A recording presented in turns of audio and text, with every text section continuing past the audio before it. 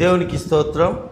నేటి మన అనుదిన అరుణోదయ రక్షణ వాక్య సందేశం వింటున్నటువంటి ప్రియమైన దేవుని బిడ్డలారా, మీకందరికీ మన ప్రభువు రక్షకుడైన యేసుక్రీస్తు నామం పేరిట నా యొక్క వందనములు, శుభములు మీకు తెలియజేస్తుంటున్నాను. నేటి దిన వాక్యమును చదువుకుందాం. యోబు గ్రంథము 36వ అధ్యాయము 24వ వాక్యం. మనుషులు కీర్తించిన ఆయన కార్యమును మహిమపరచుటకై నీవు జాగ్రత్త పడుము. ఇక్కడ చదవబడినటువంటి ఈ వాక్యములో దేవుడు 3 విషయాలను మనకు జ్ఞాపకం చేస్తుంటున్నాడండి. మొదటిగా మనుషులు కీర్తించిన అంటే దేవుడు చేసినటువంటి గొప్ప కార్యాల గురించి లోకంలో ఉన్నటువంటి మనుషులందరూ కూడా కృతజ్ఞతల ద్వారా, పాటల ద్వారా, సాక్ష్యాల ద్వారా తెలియపరచడం అండి. ఈరోజు దేవుని యొక్క ఉనికి గురించి, దేవుని యొక్క శక్తిని గురించి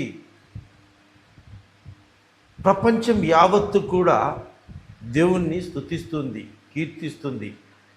ఆయన చేసినటువంటి కార్యాలను తలపోసుకుంటూ స్తుతిస్తుంటున్నారు. రెండవదిగా గమనించినట్లయితే ఆయన కార్యములండి, ఆయన చేసినటువంటి అద్భుతాలు, ఆయన చేసినటువంటి మహోపకార్యములు, అది ఈ సృష్టిని సృజించిన విధానము కావచ్చు, ఆయన అనుగ్రహించిన ఉచిత రక్షణ కావచ్చు, లేకపోతే అనేక మంది యొక్క బలహీన స్థితులలో, ఆ చెడు వ్యసనాలలో నుంచి, ఆ పాపపు పాత జీవితం నుంచి ఆయన విమోచించిన విడుదల కావచ్చు. దేవుడు చేసిన ప్రతి కార్యము చాలా గొప్పదండి. అది ఏ మనుషులు కూడా, ఎవరి ద్వారా కూడా సాధ్యము కాని పనులు దేవుడు చేశారు. అందుకే ఆయనను దేవుడుగా మనము స్తుతిస్తుంటున్నాం, ఆరాధిస్తుంటున్నాం. మూడో విషయం గమనించినట్లయితే ఆయన చేసినటువంటి కార్యములు, ఆయన ఏమై ఉన్నాడో, ఆయన యొక్క శక్తిని, ఆయన యొక్క మహిమను, ఆయన యొక్క పరిశుద్ధతను జ్ఞాపకం చేసుకుంటూ ప్రపంచం యావత్తు కూడా దేవుని యందలి భయభక్తులు కలిగి ఎలా జీవిస్తుంటున్నారో, ఎలా స్తుతిస్తుంటున్నారో వాటిని అన్నిటిని కూడా జ్ఞాపకం చేసుకుంటూ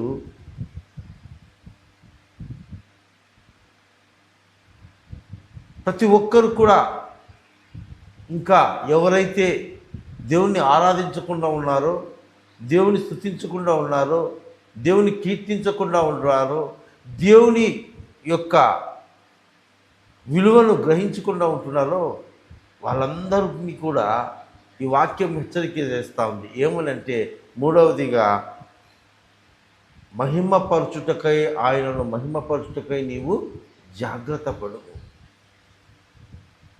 అంటే మన బాధలలో, మన కష్టాలలో, మన ఇబ్బందులలో, మన అవసరతలలో దేవుణ్ణి మర్చిపోకూడదండి.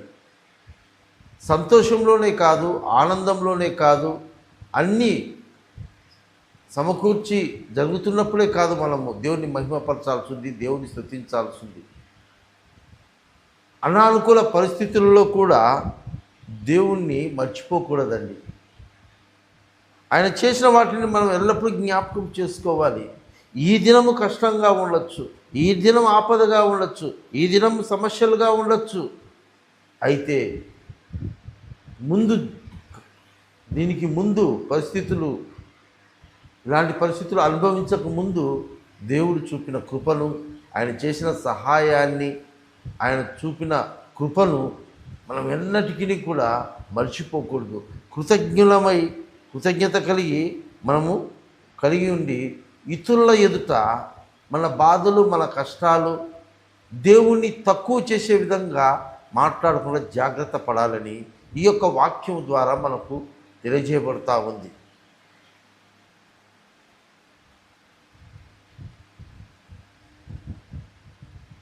పరిశుద్ధ గ్రంథంలో నుండి భక్తుడైన దావీదు యొక్క జీవితంలో నుండి ఒక ఉదాహరణ చూసినట్లయితే, తన జీవితంలో కూడా ఎన్నో కష్టాలు, ఎన్నో సమస్యలు, ఎన్నో అవమానాలు, ఎన్నో నిందలు, ప్రేమ అనేది ఆయన జీవితంలో దేవుడు ఆశీర్వదించేంత వరకు తెలియదండి. అయితే దావీదు దేవుడు ఎంత శక్తివంతుడో, దేవుడు ఎలాంటి ప్రేమామయుడైనాడో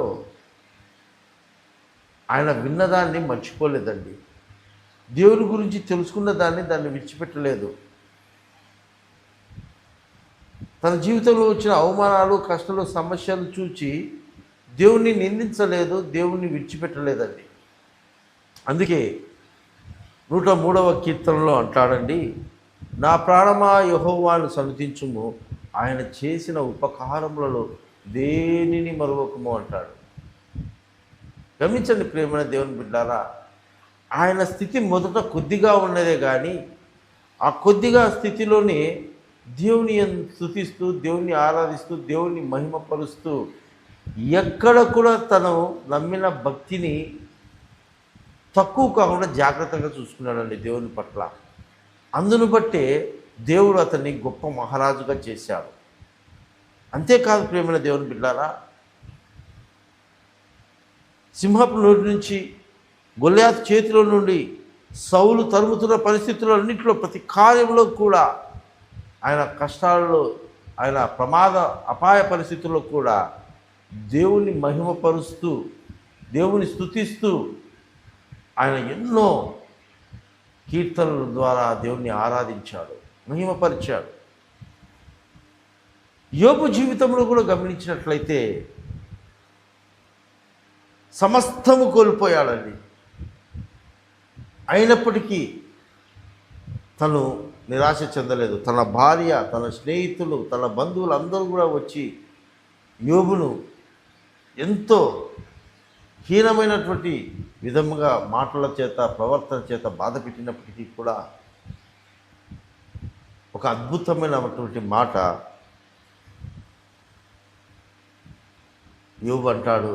42వ అధ్యాయం 5వ వాక్యములో,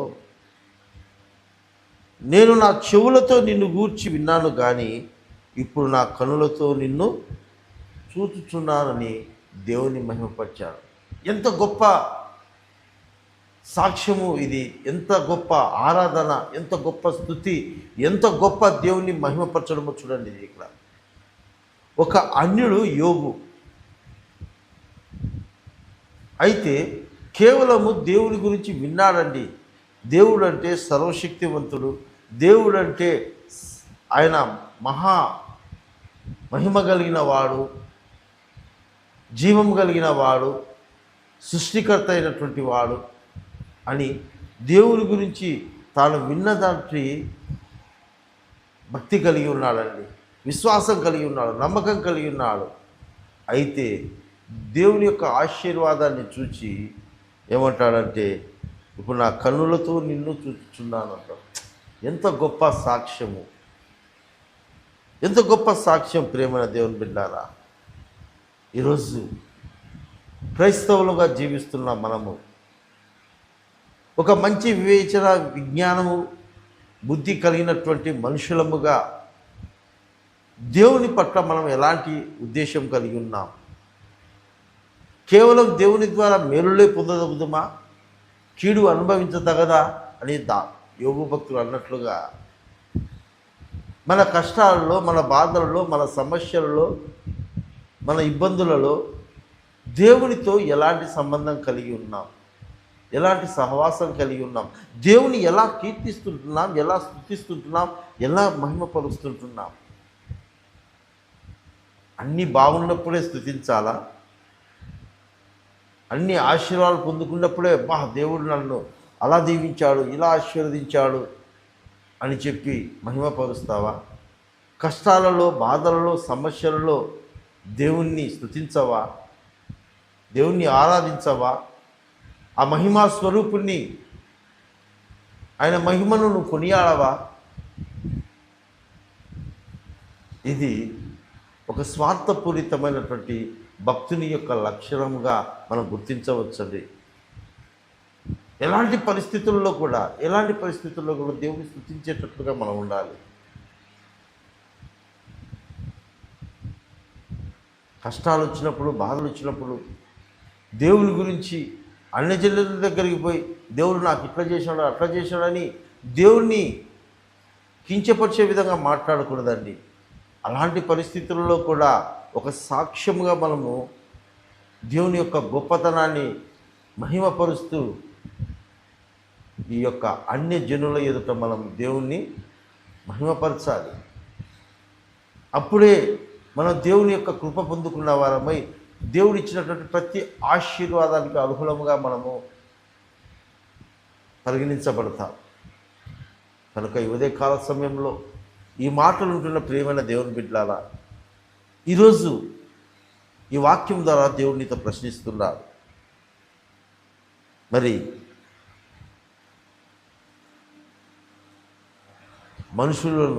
మనుషులు కీర్తించినట్లుగా మనం దేవుణ్ణి కీర్తిస్తుంటున్నామా? మనుషులు అంటే ఇక్కడ దేవుని యందు నమ్మకం కలిగినటువంటి విశ్వాసులు, ఒక యోబులాగా, ఒక దావీదులాగా దేవుణ్ణి ఆరాధించే వాళ్ళండి. అన్ని పరిస్థితుల్లో ఆయన కార్యాలు జ్ఞాపకం చేసుకుంటూ, ఆయన ఏమైనాడో ధ్యానిస్తూ, మైమర్చిపోతూ ఆయన మహిమపరిచిన విధంగా ఒక క్రైస్తవునిగా జీవిస్తున్న నీవు, మనము మన కుటుంబాల రీతిగా ఉన్నాయా? ఒకసారి మనం పరిశీలించుకుందాం. ఒకవేళ పరిస్థితులు అనానుకూలతమైనప్పుడు దేవుణ్ణి మహిమపరచబడకుండా నిర్లక్ష్యం చేస్తుంటున్నావేమో, జాగ్రత్త పడు. దేవుడు చేసిన కార్యాలు జ్ఞాపకం చేసుకో. ఆయన ఏమై ఉన్నాడో, ఆయన ఎంత శక్తివంతుడో గుర్తుంచుకొని దేవుణ్ణి మహిమపరచుటలో నిర్లక్ష్యం చేయవద్దు.